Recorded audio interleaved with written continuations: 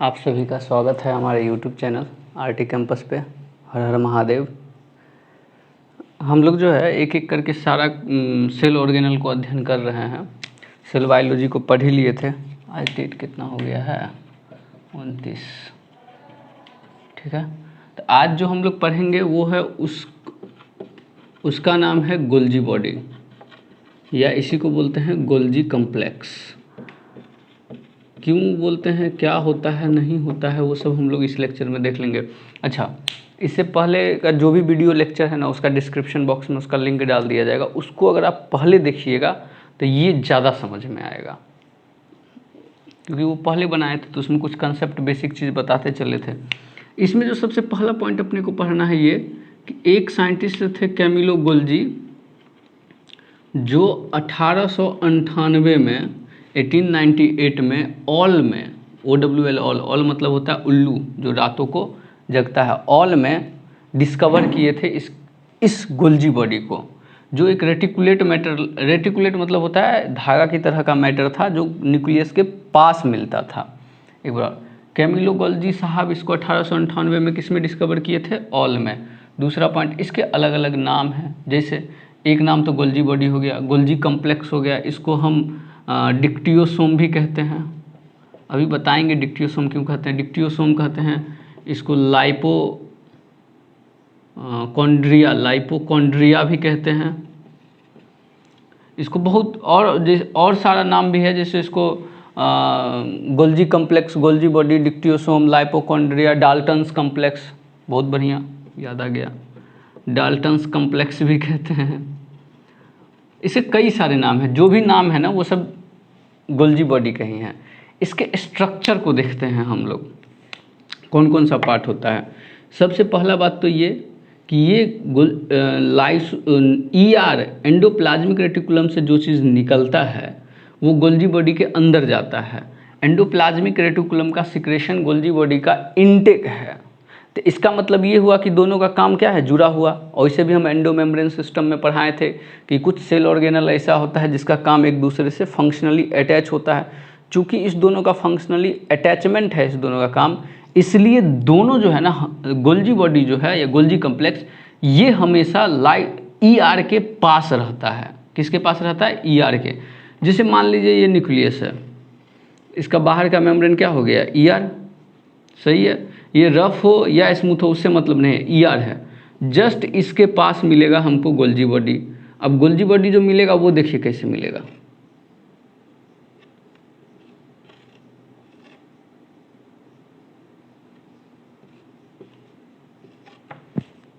Just उसके नज़दीक। तो एक साइड तो हो गया ऐसा जो गोल्जी बॉडी के ER के तरफ है, जो साइड ER के तरफ है उसको बोलेंगे सिस फेस, ठीक। और एक साइड ऐसा हो गया जो ER के उल्टा है, इसको बोलेंगे ट्रांस फेस। एक साइड तो ऐसा हो गया जो ER के तरफ है, उसको बोलेंगे सिस फेस, जो ER के उल्टा है उसको ट्रांस फेस। कुछ जो होता है ट्यूब्यूल जो इसको कनेक्ट करता है, तो इसको बोलते हैं हम लोग इंटर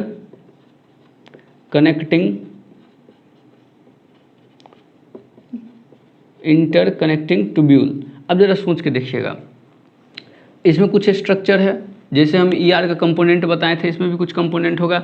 इस कंपोनेंट को बोलते हैं गोल्जियन वैक्यूल। गोल्जियन वैक्यूल, यहाँ से जो चीज़ निकलता है उसको बोलते हैं वेसाइकल। एक पार्ट ये, एक पार्ट ये जो फ्लैट पार्ट है इसको बोलते हैं सिस्टर्नी। ये सिस्टर्नी शब्द पढ़ा लग रहा है, ER में भी बताए थे। हम बोले थे कि नाम का गेम होता है बायोलॉजी। जैसे सिस्टर्नी यहाँ बोल रहे हैं, ER में भी सिस्टर्नी बोले। एक शब्द होता है क्रिस्टी जो हमको माइटोकॉन्ड्रिया में मिलता है। तो ये हो गया सिस्टर्नी। सिस्टर्नी से जुड़ा हुआ गोल्जियन वैक्यूल, दो सिस्टर्नी को जोड़ रहा है इंटरकनेक्टिंग ट्यूब्यूल। अगर ये इंटरकनेक्टिंग ट्यूब्यूल एब्सेंट हो जाए, क्या हो जाए? एब्सेंट हो जाए, तब उसी को बोल देंगे डिक्टियोसोम। क्या बोल देंगे? डिक्टियोसोम। मतलब गोल्जी बॉडी को डिक्टियोसोम उस समय बोलेंगे जब इंटरकनेक्टिंग ट्यूब्यूल एब्सेंट हो जाएगा।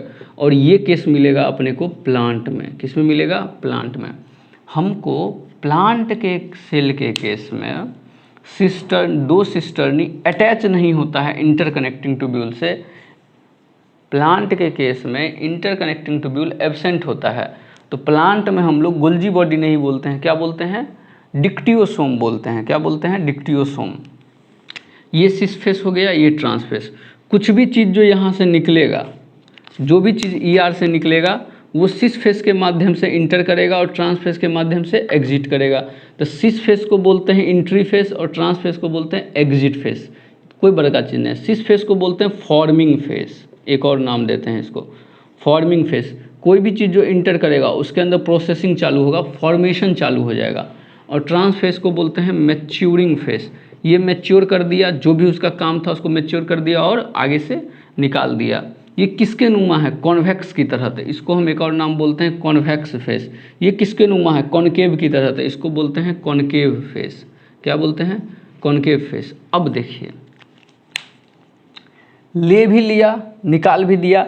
ये जो निकाल रहा है ये वेसाइकल कहाँ जाएगा, इस वेसाइकल का काम सेल के अंदर है या सेल के बाहर है, या इसका काम क्या है, मतलब इस वेसाइकल का काम कहाँ पे है, उसके आधार पर ये डिसाइड करता है गोल्जी बॉडी कि ये वेसाइकल कहाँ जाएगा। इस पे टैग लगा दिए कि तुमको दूसरे सेल में जाके काम करना है, तो इसको क्या होगा, प्लाज्मा मेम्ब्रेन के बाहर जाना होगा। इसको टैग लगा दिए कि तुमको माइटोकॉन्ड्रिया के पास जाना है, तो ये कहाँ जाएगा, माइटोकॉन्ड्रिया के पास। मतलब ये ट्रैफिक की तरह काम करता है। किसकी तरह काम करता है, ट्रैफिक।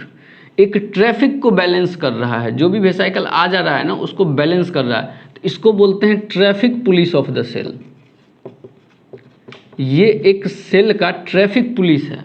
क्यों है ट्रैफिक पुलिस, ट्रैफिक पुलिस इसलिए है कि जो कुछ भी इसमें इंटर और एग्जिट कर रहा है उसका ये डिसीजन ले रहा है कि ये जो भी चीज़ है वो कहाँ जाएगा, नहीं जाएगा, क्या होगा, नहीं होगा, इसका काम कहाँ है, नहीं है, ये डिसीजन कौन ले रहा है, गोल्जी बॉडी। तो इसलिए इसको बोलते हैं traffic police of the cell. क्या बोलते हैं, traffic police of the cell.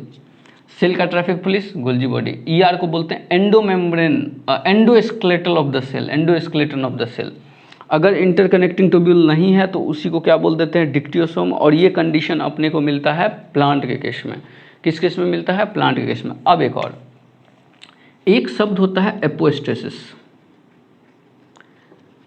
एपोस्टेसिस का मतलब होता है प्रोग्राम्ड सेल डेथ।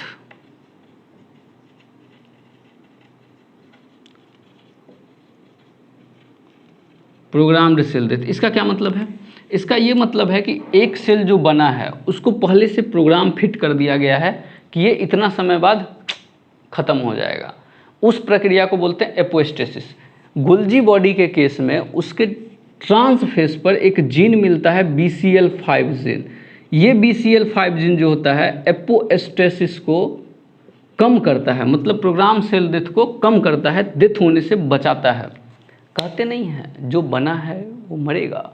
दुनिया एक मोह माया है, कोई मोह माया नहीं है। पैसा फेंक के देख लीजिए रोड पे, आपको मोह माया सब समझ में आ जाएगा। जो सबसे क्या कहा जाए, मतलब कुछ मोह माया नहीं है, जो है सो पैसा है। अगर आपके हाथ में पैसा है तो सब माया आपका है, मोह भी आपका है, माया भी आपका है। अगर पैसा नहीं है तो ना तो मोह रहेगा ना माया रहेगा, आप बन जाइएगा बाबा। ये BCL5 जीन जो होता है वो एपोस्टेसिस को कम करता है, मतलब प्रोग्राम्ड सेल डेथ के प्रक्रिया को क्या कर देता है, कम कर देता है। ये हो गया अपना गोल्जी बॉडी का ओवरव्यू। ज़्यादा पढ़ना है नहीं, एक बार और देख लेते हैं। गोल्जी बॉडी कैमिलो गोल्जी साहब 1898 में डिस्कवर किए थे, ऑल के केस में डिस्कवर किए थे। ये धागानुमा स्ट्रक्चर था, इसी को डिक्टियोसोम बोल देते हैं, गोल्जी कम्प्लेक्स बोल देते हैं, गोल्जी बॉडी बोल देते हैं, या फिर डाल्टन्स कम्प्लेक्स बोल देते हैं, लाइपोकॉन्ड्रिया बोल देते हैं। अगला, इसका काम ER से बहुत हद तक जुड़ा हुआ होता है, इसलिए ये हमेशा ER के क्लोज प्रॉक्सिमिटी में मिलता है। क्लोज प्रॉक्सिमिटी मतलब ER के नज़दीक मिलता है, और ER के जब नज़दीक मिलेगा तो ER से जो चीज़ निकलेगा वो गोल्जी बॉडी में जाएगा, वहाँ प्रोसेसिंग होगा और फिर गोल्जी बॉडी से बाहर जाएगा। जिस फेस से गोल्जी बॉडी में जाएगा उसको बोलेंगे सिस फेस, या इसी का नाम दे देते हैं फॉर्मिंग फेस, या इसी को बोलते हैं कॉन्वेक्स फेस। जिस फेस से प्रोसेसिंग होकर निकलेगा उसको बोलेंगे ट्रांस फेस, उसी को बोल देंगे मैच्योरिंग फेस, उसी को बोल देंगे कॉनकेव फेस। ये ठीक है। गोल्जी बॉडी में कुछ पार्ट होते हैं, जैसे सिस्टर्नी हो गया, गोल्जियन वैक्यूल हो गया, वेसाइकल हो गया, इंटरकनेक्टिंग ट्यूब्यूल हो गया। अगर इंटरकनेक्टिंग ट्यूब्यूल है तब तो उसको गोल्जी बॉडी बोलेंगे, अगर इंटरकनेक्टिंग ट्यूब्यूल नहीं है तो उसी को बोल देते हैं डिक्टियोसोम। डिक्टियोसोम किस में बोलते हैं, प्लांट में। क्यों बोलते हैं, क्योंकि उसमें इंटरकनेक्टिंग ट्यूब्यूल नहीं होता है। अगला पॉइंट, एक शब्द होता है एपोस्टेसिस। एपोस्टेसिस का मतलब होता है programmed cell death. Golgi body के आगे वाले भाग में एक जीन है BCL5 जीन जो एपोस्टेसिस को कम करता है, इसका मतलब प्रोग्राम सेल डेथ को कम करता है। अब इसका हम लोग देखेंगे फंक्शन। क्या देखेंगे? फंक्शन। गोल्जी बॉडी का काम क्या है भाई साहब? सेल में रहने से थोड़ी होता है, सेल में एक एक चीज़ का काम डिसाइड होता है। अच्छा, traffic police of the cell किसको बोलते हैं? गोल्जी बॉडी को। क्यों? क्योंकि ये जो वेसाइकल निकाल रहा है ना, उसको डिसाइड करता है कि वो कहाँ जाएगा, नहीं जाएगा, क्या करेगा, नहीं करेगा, सब डिसीजन गोल्जी बॉडी लेता है। अब देखते हैं अपन लोग फंक्शन। फंक्शन में सबसे पहला पॉइंट, जब हम लाइसोसोम पढ़ाएंगे तो आपको बताएंगे लाइसोसोम 3 प्राइमरी, सेकेंडरी और टर्सरी लाइसोसोम होता है। तो जो प्राइमरी लाइसोसोम होता है ना, अच्छा 1 डिग्री को प्राइमरी बोलते हैं, ये चीज़ हम बता चुके हैं। जो प्राइमरी लाइसोसोम होता है ना, वो बनाया जाता है गोल्जी बॉडी के द्वारा। कौन बनाता है प्राइमरी लाइसोसोम को? गोल्जी बॉडी बनाता है। दूसरा पॉइंट, स्पर्म, ह्यूमन स्पर्म के केस में ये हेड है, ये टेल है। स्पर्म के केस में ऊपर का एक परत होता है जिसको बोलते हैं एक्रोसोम। क्या बोलते हैं? एक्रोसोम। ये एक्चुअली में गोल्जी बॉडी के कारण ही बनता है, मतलब गोल्जी बॉडी ही एक्रोसोम बनाता है। उसके बाद एग के केस में एक उसके ऊपर परत मिलता है जिसको बोलते हैं विटेलाइन मेम्ब्रेन। क्या बोलते हैं? Vitelline membrane. ये भी बनाता है गोल्जी बॉडी। गोल्जी बॉडी के 3 काम अभी तक हम लोग पढ़ लिए। पहला तो ये पढ़े कि ये प्राइमरी लाइसोसोम बनाता है, कोई दिक्कत नहीं है।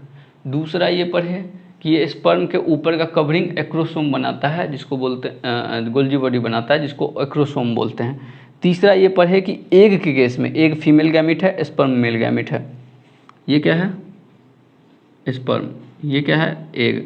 स्पर्म मेल गैमिट है, एग फीमेल गैमिट है, जो विटेलाइन मेम्ब्रेन बनाता है। अगला पॉइंट, 2 शब्द होता है ग्लाइकोसाइडेशन और एक शब्द होता है ग्लाइकोसाइलेशन। ग्लाइकोसाइलेशन और ग्लाइकोसाइडेशन, साइडेशन में आईडी आ रहा है, यहाँ से ध्यान हो जाएगा। हम जब बायो मेम्ब्रेन पढ़ाए थे तो ग्लाइकोलिपिड और ग्लाइकोप्रोटीन और दोनों को मिला के ग्लाइकोकैलिक्स कहते हैं। ये हमारे बायो मेम्ब्रेन के टॉपिक में है, जो सेल बायोलॉजी के प्लेलिस्ट में है, हम लिंक डाल देंगे। ग्लाइकोसाइडेशन एक ऐसा प्रक्रिया है जिसमें हम ग्लाइको को लिपिड से जोड़ते हैं, और दूसरा ग्लाइकोसाइलेशन एक ऐसा प्रक्रिया है जिसमें हम लोग ग्लाइको को प्रोटीन से जोड़ते हैं। क्या कहने का मतलब है? हम लोग ग्लाइको का मतलब होता है कार्बोहाइड्रेट। गोल्जी बॉडी कार्बोहाइड्रेट को अगर लिपिड से जोड़ेगा तो इस प्रक्रिया को बोलेंगे ग्लाइकोसाइडेशन, और अगर कार्बोहाइड्रेट को प्रोटीन से जोड़ेगा तो उस प्रक्रिया को बोलेंगे ग्लाइकोसाइलेशन। बहुत इंपॉर्टेंट है। Glycosylation is the attachment of glyco carbohydrate with the lipid, and glycosylation is the process of attachment of glyco carbohydrate with the protein. साइडेशन, आइडेशन आ रहा है ना, लिपिड में भी आईडी आ रहा है, यहाँ पर देखिए कहीं भी आईडी नहीं आ रहा है। प्रोटीन, अगर प्रोटीन को जोड़ेगा तो ग्लाइकोसाइलेशन, और अगर लिपिड को जोड़ेगा तो ग्लाइकोसाइडेशन। अपना गोल्जी बॉडी इतना ही छोटा है। इसके बाद हम लोग लाइसोसोम पढ़ेंगे। गोल्जी बॉडी ज़्यादा बड़ा है नहीं, तो ज़्यादा खींचने की ज़रूरत है नहीं, जो काम का था वो हम बता दिए हैं। इतना ही छोटा है। Thank you. सब्सक्राइब कर लीजिएगा चैनल को।